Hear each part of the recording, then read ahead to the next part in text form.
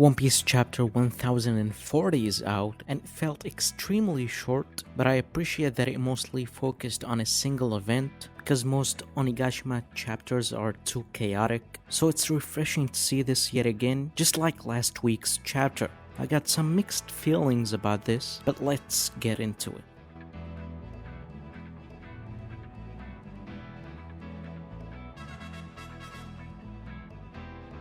This chapter marks the defeat of Big Mom in Wano. But this doesn't mean it's the end of Big Mom in the grand scheme of things because of many unresolved plot lines and the build-up Oda has established between her and Luffy. We start where we left off, and as someone who thought Big Mom was done in the previous chapter, seeing her smiling in the very first page and after taking such insane damage was kinda terrifying. And for a moment I thought she might get up and actually defeat them. Big Mom uses Soul Pocus with the classic apostle looking panel of her because of the extreme shading, but if this didn't phase Jinbe, there's no way in hell it's affecting people on the caliber of Kid and Law. While their underlings are losing it, we get some raw dialogue from the unfazed, fearless supernovas. This bit was too confusing to me at first because how would a Devil Fruit user be able to perform an ability that belongs to a completely different Devil Fruit? But after thinking about it, it's actually possible coming from Law, since he's a doctor who can simply manipulate the body using his Devil Fruit. So it's a bit less questionable to me right now until further notice. This panel right here is without a doubt one of the most stylish ones in recent chapters. It's far more interesting to look at it compared to the last spread of previous chapter, and it reminded me of Law and Luffy's combo attack on Doflamingo and Treble. Kid shoots his attack again and Law slices Misery in an epic spin slash.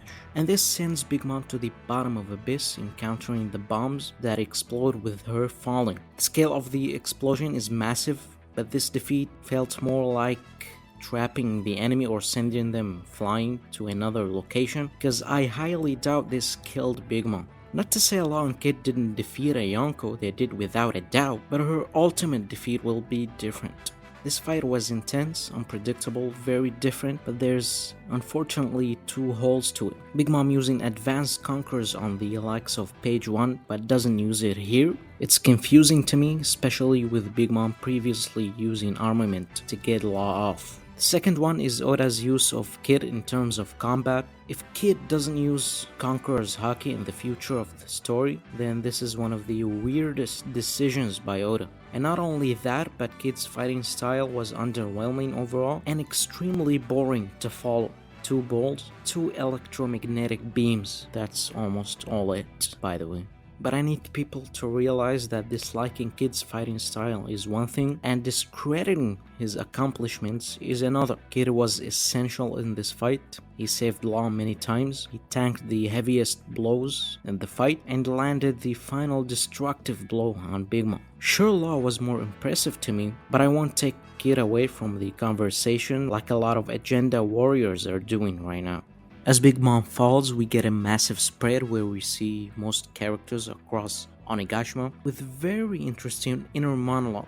The ending of Wano will definitely give us an endgame reveal tied to the One Piece itself. Turns out that the Grim Reaper is not actually Brook, since we see both locations simultaneously, and with Zoro falling I can see some info dump incoming and potential character moments in lore. Finally, the bomb plotline is over and the Kazembo fades away with Kanjuro's life, but this is One Piece, so he might not be dead.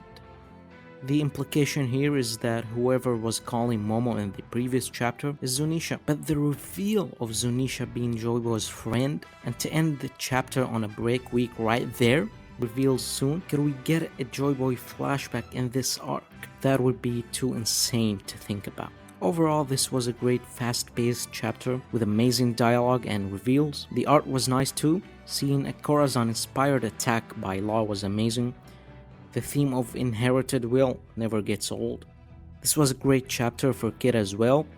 These two went through hell to win, but it was a team effort. Oh, and I also forgot, Raizo took the win. What a chat. Thanks for watching, and let me know your opinion about such crucial chapter. Like and sub. See you next time.